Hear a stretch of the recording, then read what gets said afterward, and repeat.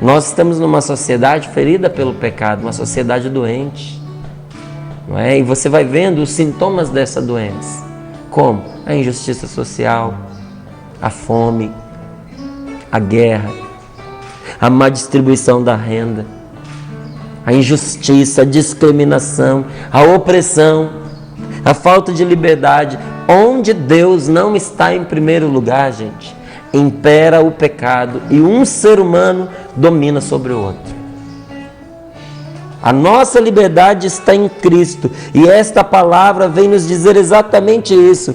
Quanto a nós que nos deixamos conduzir pelo Espírito, é da fé que nós aguardamos a nossa justificação, a nossa libertação, a nossa salvação. É na fé que nós esperamos. Quem está em Cristo, o que vale, muito mais do que as obras, o que vale é a fé, agindo no amor. A obra não está fora não, aqui ó. É a fé quem justifica. A fé como? Agindo no amor. A fé que realiza suas obras pelo amor de Deus que nos é dado ao nosso coração. Tem muita gente que fala, né? E pergunta assim, mas Márcio, às vezes eu ouço as pessoas falarem de Deus, ou acompanho vocês na Canção Nova. Vocês dizem coisas assim tão bonitas, mas por que eu não experimento? Por que parece que isso não entra dentro do meu coração? É porque Deus vai tirando, né, as camadas que nós fomos colocando de afastamento da nossa vida. A luz vai penetrando nessas trevas aos pouquinhos. Tenha paciência com você mesmo também. Às vezes foi a vida inteira que a gente passou longe de Deus. E o coração foi ficando insensível. Você já viu quando você bate muito um membro? Você bate muito a mão, você machuca muito a perna. Chega uma hora que você nem sente mais. Aí é que está o perigo. Você pode até perder um membro, pode perder uma mão, pode perder uma perna. Porque bateu tanto, machucou tanto que não dói mais. Assim também aconteceu com o nosso coração. A gente se machucou tanto quando nós estávamos afastados do Senhor. A gente se feriu tanto nos nossos relacionamentos que parece que o nosso coração foi se tornando insensível para o amor. Para voltar a sentir o amor, precisa primeiro o quê? Ser curado por Deus. O que foi que feriu o nosso coração e o tornou insensível? Foi uma coisa terrível chamada pecado, que não reveste o nosso coração por fora, mas o mancha, o marca a partir de dentro. Ele é como uma capa que reveste o nosso coração para nós não percebermos, não sentirmos o amor do Senhor. E tudo isso nós experimentamos na nossa vida de descontrole, de desequilíbrio. Tem as suas raízes no pecado. Desde que Satanás enganou os nossos primeiros pais, não é? Algumas coisas começaram a acontecer conosco. Primeira delas, quando o homem caiu em pecado, seduzido pela tentação, a primeira coisa que aconteceu foi que o homem se afastou de Deus. Rompeu com Deus. Rompeu com Cristo. Decaiu da graça, porque se afastou de Deus. Qual foi a outra consequência que veio em seguida? Separou-se da sua mulher e começou a acusá-la. Isso é fruto do pecado. E em seguida, o homem inimizou-se com a criação, ficou inimigo das obras de Deus. Até hoje a gente percebe esse ressentimento. Olha a nossa luta aí, para que a gente tenha um controle sobre o que a gente faz com a natureza. A natureza parece que se tornou arredia ao homem. E vira e mexe a gente ouve alguma coisa assim a respeito. E o homem arredia a natureza. Irmão se voltou contra irmão e o matou por causa de inveja. Isso é fruto da maldade e do desequilíbrio dentro de nós, que se manifesta com toda a sua força quando nós nos afastamos de Deus. Qual é o remédio para isso? Volta para o Senhor. Dê espaço a Jesus na sua vida. E se por acaso você voltou às cadeias de antigamente, Jesus Cristo é suficientemente poderoso e amoroso para perdoar você e libertar você novamente. A gente fica imaginando que alguma coisa vai fazer com que entre de novo o pecado no nosso coração. Não, não vai entrar não. O pecado está dentro. Não é uma coisa que entra. É uma coisa que está em nós e que sai de nós. Não é? Nós, como pecadores, experimentamos os frutos amargos desse pecado na nossa vida.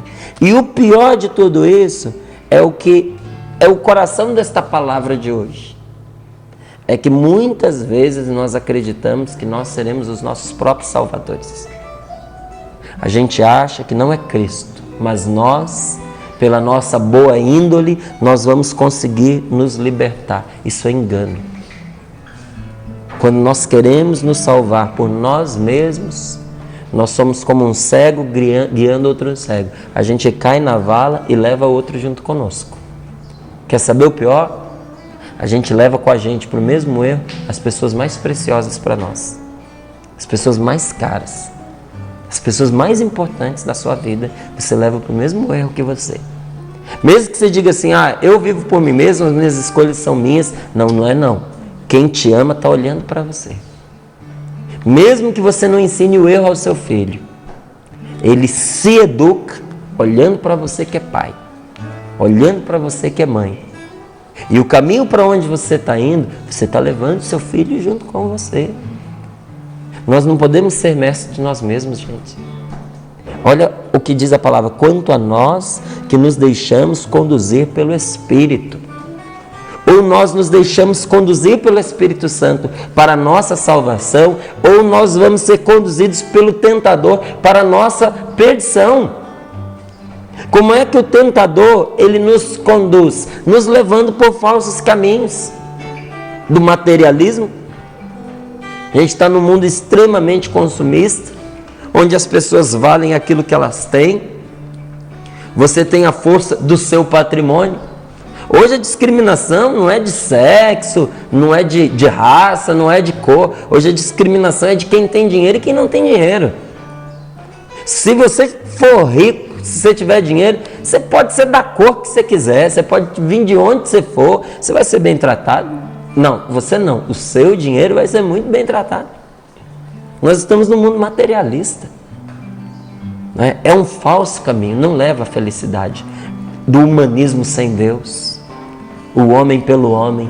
O homem pelo homem, olha, consegue absurdos assim, incontáveis, inenarráveis, coisas vergonhosas até de se dizer.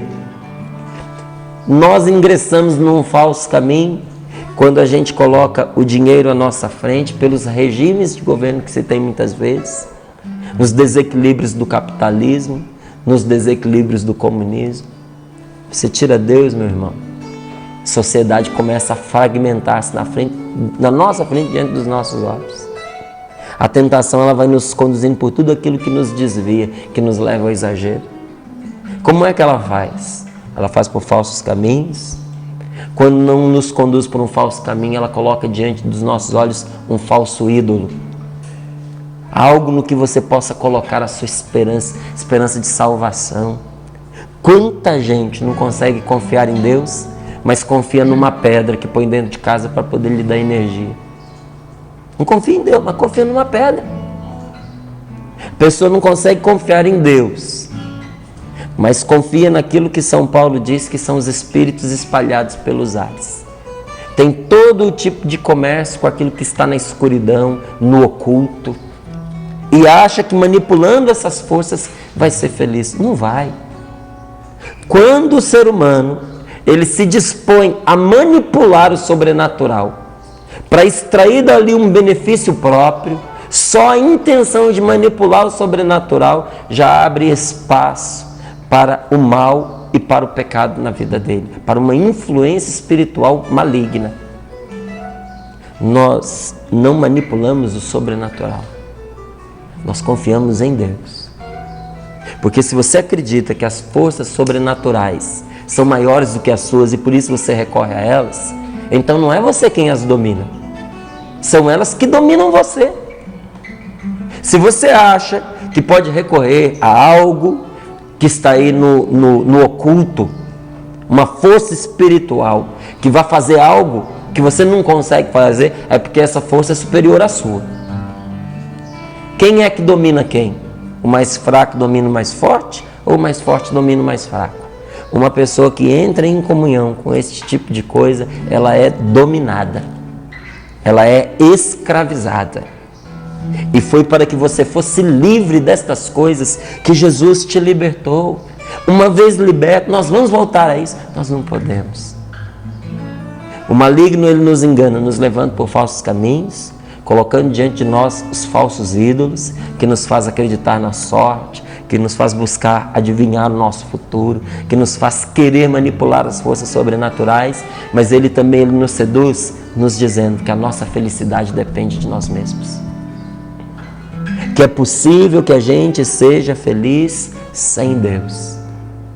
Desde que a gente seja pessoa boa, desde que a gente toque a nossa vida, fazendo algumas coisas boas, ajudando, a gente vai ser feliz. Não, não vai.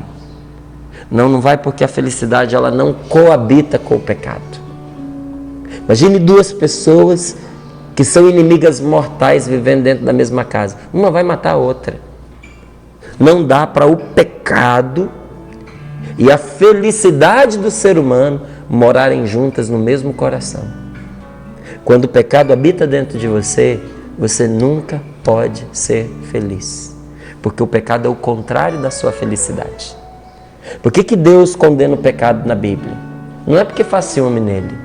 É porque o pecado é o contrário da sua felicidade. É o teu pecado que não te deixa ser feliz. Você precisa tirá-lo do seu coração. Você precisa pedir a Jesus que o expulse do seu coração. Pecado é basicamente a gente não crer em Deus. É a gente não confiar em Deus. O pecado causa mais dano a nós do que a Deus. E a palavra do Senhor, o próprio Senhor na sua palavra, ele diz: quem me perde, arruína-se a si mesmo. O salário do pecado, a Sagrada Escritura nos diz, é a nossa morte. Não é? Quando a gente olha para isso, nós vemos que nós temos aí um inimigo que nós não conseguimos vencer pela nossa própria força. O ser humano, com tudo que já aprendeu na vida, não tem poder de se libertar do mal que está dentro dele. E nenhum ser humano pode salvar o outro. Como que você vai salvar a pessoa dela mesma? Nós temos um problema que nós não podemos vencer. Uma coisa você pode ter certeza: você sozinho não pode achegar-se a Deus, mas Deus quis achegar-se a você por meio de nosso Senhor Jesus Cristo. Jesus é Deus que veio te encontrar para te libertar de toda a força do mal, para vencer o inimigo na sua vida, para vencer a tentação que Jesus diz que é mentirosa, que é homicida, que planeja o mal contra nós e que muitas vezes atua na nossa vida pela nossa superstição, pela confiança que nós colocamos em coisas que não têm comunhão com Deus. É hora da gente lavar o coração. É hora da gente se libertar de todo esse mal. É a gente se libertar pondo um fim nesse duplo caminho que a gente vinha seguindo. Um pé numa estrada e um pé na outra. Um pé num barco e um pé no outro. Não.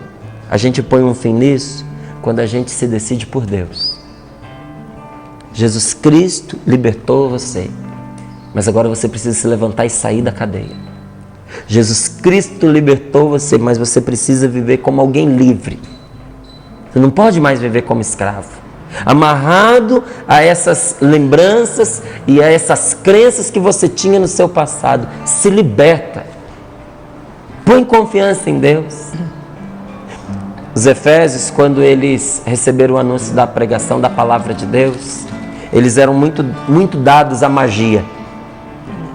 E quando eles perceberam que ela batia de frente com a palavra de Deus, e eles se converteram, conta a Sagrada Escritura que eles fizeram uma pilha no meio da praça, cada um levando o seu próprio livro de magia.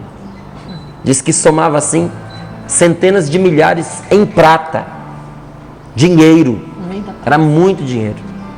E ali eles queimaram tudo aquilo que os mantinham presos a um passado longe de Deus. O que é que ainda mantém você preso a um passado longe de Deus? Às vezes não é um livro de magia, mas é uma caderneta com os telefones das pessoas que ainda te arrastam ao pecado.